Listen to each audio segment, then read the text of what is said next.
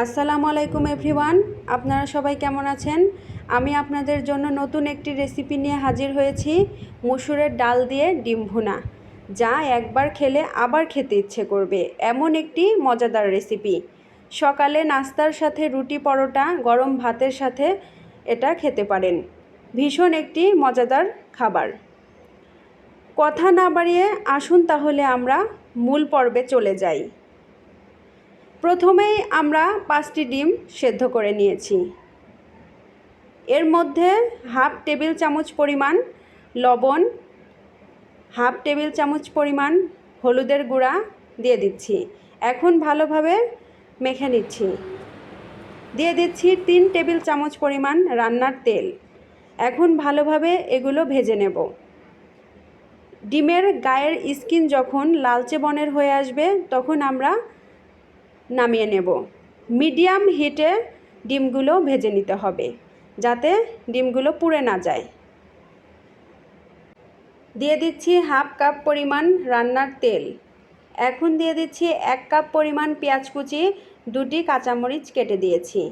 ভালোভাবে ভেজে যখন ব্রাউন কালার চলে আসবে তখন দিয়ে দিচ্ছি 2টি তেজপাতা, 2টি এলাচ দানা, 2টি দারচিনি ফালি দিয়ে ভালোভাবে নেড়ে চেড়ে এর মধ্যে দিয়ে দিচ্ছি হাফ কাপ পরিমাণ পেঁয়াজের পেস্ট। ভালোভাবে মিশিয়ে এর মধ্যে দিয়ে দেব 1 টেবিল চামচ পরিমাণ রসুনের পেস্ট, 1 টেবিল চামচ পরিমাণ আদার পেস্ট। ভালোভাবে নেড়ে চেড়ে এর মধ্যে দিয়ে দেব 1 টেবিল চামচ পরিমাণ মরিচের গুঁড়া, 1 টেবিল চামচ পরিমাণ ধনিয়ার গুঁড়া, 1 টেবিল চামচ পরিমাণ হলুদের গুঁড়া, 2 টেবিল চামচ পরিমাণ লবণ। আপনারা লবণ স্বাদ মতো ব্যবহার করবেন। মশলাগুলো এখন ভালোভাবে এর সঙ্গে ভেজে নিচ্ছি। এর মধ্যে এখন আমরা দিয়ে দেব 1 কাপ পরিমাণ মসুরের ডাল। আপনারা অবশ্যই ডালগুলো 10 মিনিট আগে ধুয়ে রেখে দেবেন, তাহলে ডালগুলো সেদ্ধ হতে কম সময় লাগবে। চুলার হিট মিডিয়ামে রেখে রান্না করবেন, তাহলে ডালগুলো সহজেই সেদ্ধ হয়ে যাবে। এখন দিয়ে দিচ্ছি 1 থেকে 1.5 কাপ পরিমাণ পানি। ভালোভাবে নেড়ে চেড়ে এখন আমরা ঢাকনা দিয়ে ঢেকে দেব 5 থেকে 6 মিনিটের মতো। 6 মিনিট পর ফিরে এলাম। দেখেন ডালগুলো সেদ্ধ হয়ে একদম খুলে খুলে গেছে। আপনারা অবশ্যই 9 থেকে 10 মিনিটের মতো ডালগুলো ধুয়ে আগেই রেখে দেবেন, তাহলে ডালগুলো সহজেই সেদ্ধ হয়ে যাবে। আর মিডিয়াম হিটে রান্না করে নেবেন। এখন দিয়ে দিচ্ছি 4 থেকে 5টার মতো কাঁচামরিচ।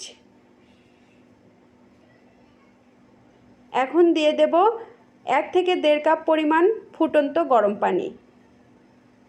অবশ্যই গরম পানি দিয়ে দিতে হবে, তাহলে রান্নার টেস্টটা ভালো আসবে। যখন বলক চলে আসবে তখন একে একে ভাজা ডিমগুলো আমরা দিয়ে দেব। আমার রেসিপিটি ভালো লেগে থাকলে অবশ্যই একটি লাইক দিয়ে দেবেন, চ্যানেলটিকে সাবস্ক্রাইব করবেন নতুন নতুন ভিডিও পেতে, আর বেশি বেশি শেয়ার করবেন। ভালোভাবে নেড়ে চেড়ে আমরা এখন দিয়ে দেব 1 টেবিল চামচ পরিমাণ ভাজা জিরের গুঁড়ো। আমরা প্রথমে জিরের গুঁড়ো অ্যাড করিনি, কারণ সব শেষে দিলে এর ফ্লেভারটা ভালো আসে। নেড়ে চেড়ে এখন ঢাকনা দিয়ে ঢেকে দেব 2 থেকে 3 মিনিটের মতো। 3 মিনিট পর ফিরে এলাম। দেখেন রান্নাটা প্রায় হয়ে গেছে। একটু ঝোলঝোল অবস্থাতেই আমরা নামিয়ে নেব, কারণ ঠান্ডা হয়ে গেলে ডালটা ঘন হয়ে যায়। রান্না হয়ে গেছে, এখন আপনাদের সার্ভ করে দেখিয়ে দেব মসুরের ডাল দিয়ে ডিম ভুনা, যা একবার খেলে আবার খেতে ইচ্ছে করবে এমন একটি মজাদার রেসিপি। আজ এ পর্যন্তই। আল্লাহ হাফেজ।